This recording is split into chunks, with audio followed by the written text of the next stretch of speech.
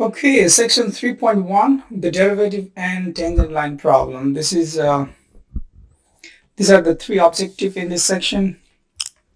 We are going to find tangent line to a curve at a specific point, and then we're going to use the limit definition to find the derivative of a function. And then finally, we're going to discuss about the relation between differentiability and continuity. So what is tangent line problem? So tangent line problem means, we're trying to find an equation of tangent line. Let's say you have a curve like this, and there is a tangent line. Tangent line means a line passing through a point, just touching one point on a curve. We would like to find equation of this tangent line. How do we do that? There are a couple of ways to find the equation of tangent line or any line. So these are the equation. Y equal mx plus b, y minus y1 equal m times x minus x1.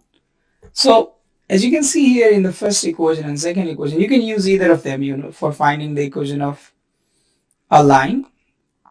You see here the m, it represents slope of a line. So if you are looking for equation of line, then you need to find the slope of that line. And so let's say you have a line like this, and you know two different points on this line. Let's say if the first point is x1, y1, and then second point is x2, y2. If you have these 2 points, then you can find slope of this line by using this formula. This is called difference between the y coordinate over difference between the x coordinate. So you need to know at least 2 points for finding the slope of a line. So the tangent line, as you can see here, this is the curve. This is the curve of, let's say, a function f of x. And we would like to find the equation of this line. So we don't have 2 points. We just have 1 point, x comma y, or whatever, x1, y1. So how do we find another point so that we will be able to use this formula, and then eventually we can find the slope, and by using one of this formula, we can find the equation of that tangent line. That's called tangent line problem. So for that, we're going to use limiting approach.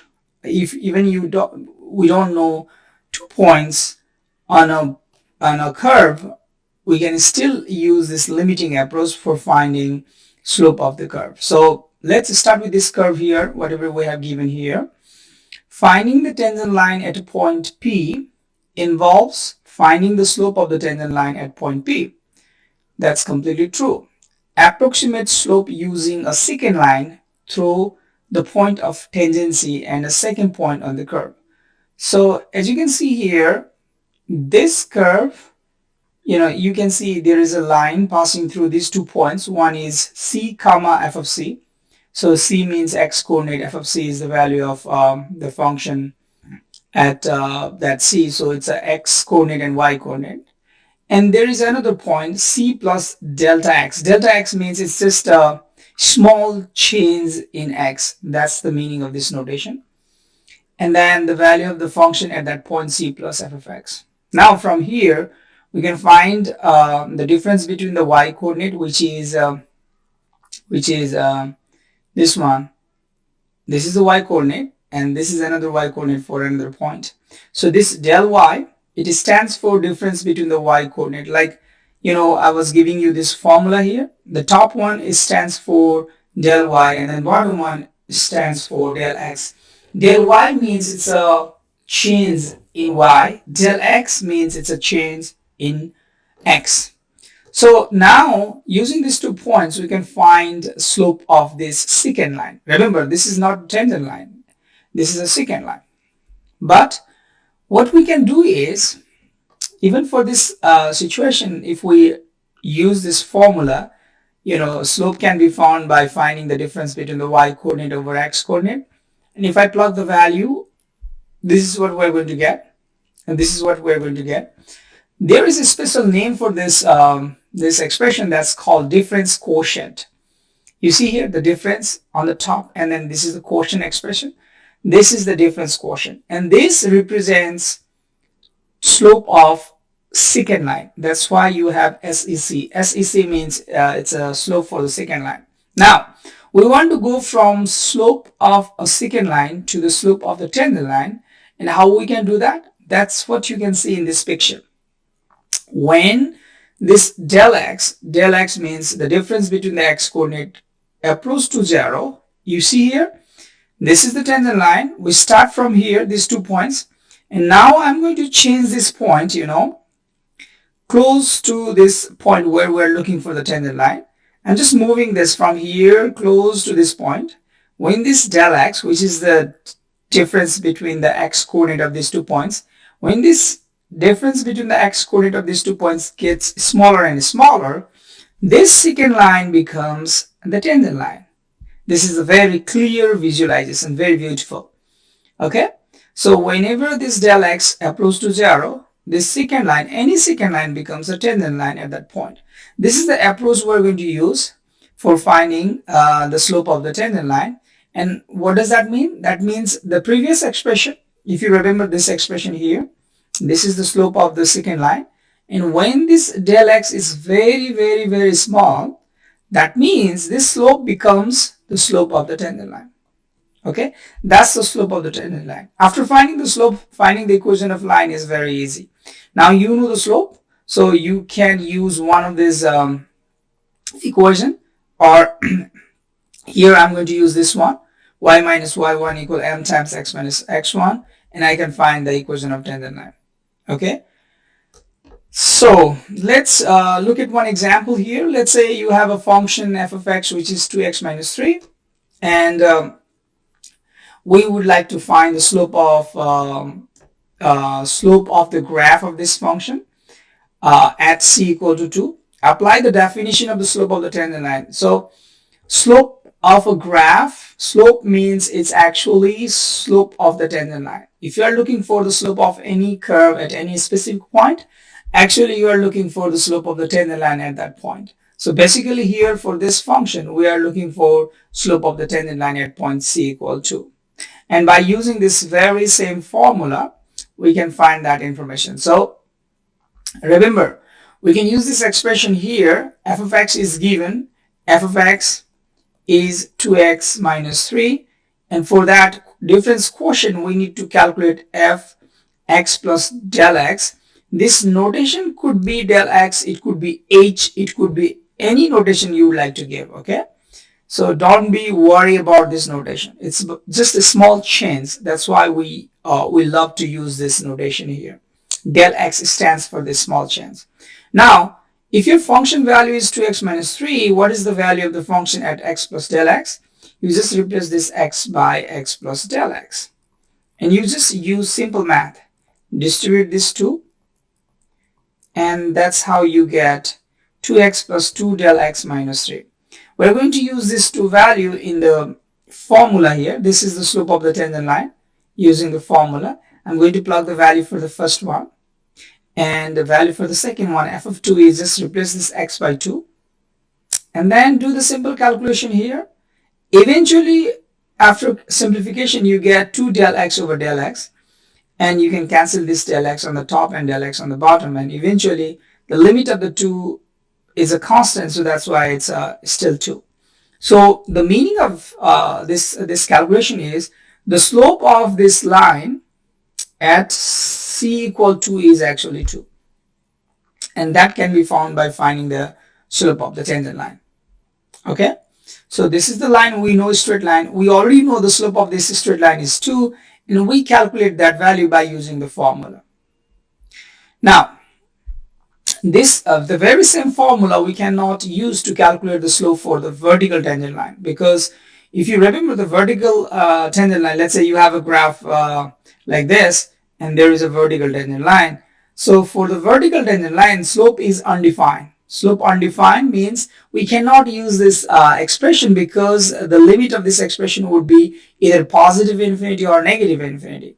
So that's the reason, for the vertical tangent line, we cannot find the finite value. So the definition of a tangent line to a curve does not cover the possibility of a vertical tangent line because of this reason. Either it could be positive infinity or negative infinity. So this is the one thing you have to keep in mind, and this is the picture you can see for that situation.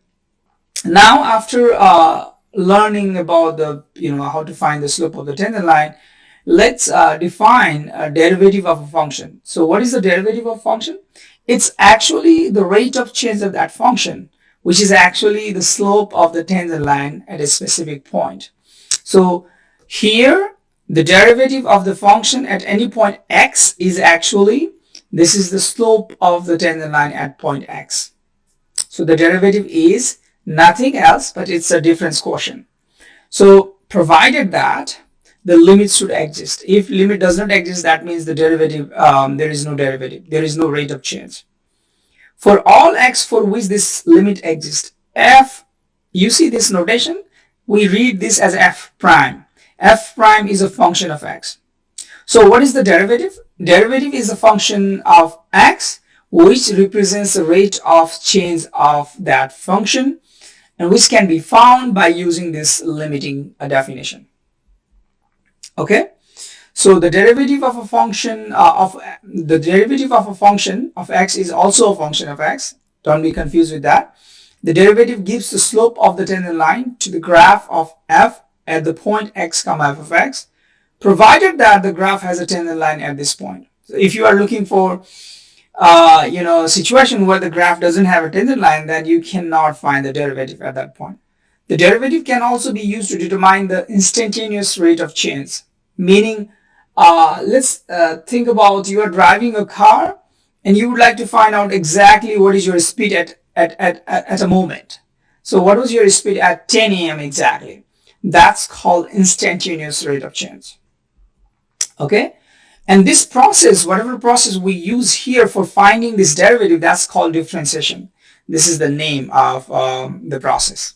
A function is called differentiable at x when you can find that limit for this definition. If you can find this limit, then we say the function is differentiable at x. And we can extend that definition to whole interval, open interval AB, when it is differentiable at every single point on this interval. A function is differentiable when its derivative exists at every single point in that domain. Okay, so these are some notation we use to denote the derivative of function. Let's say your function is f of x, then sometime you might see this notation, you read this as a f prime.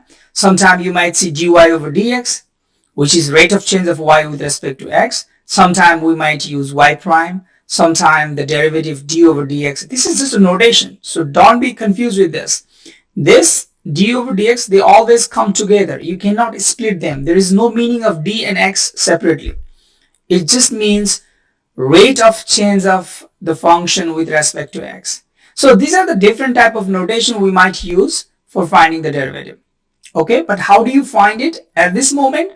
This is the basic definition we use for finding the derivative. So let's look at one example here. This is your function f of x equal x cubed plus 2x. Use the definition of the derivative for finding the limit. How do you do that? I am going to use this formula here, which is the limiting definition for the derivative. I'm going to find the value of the function at x plus del x.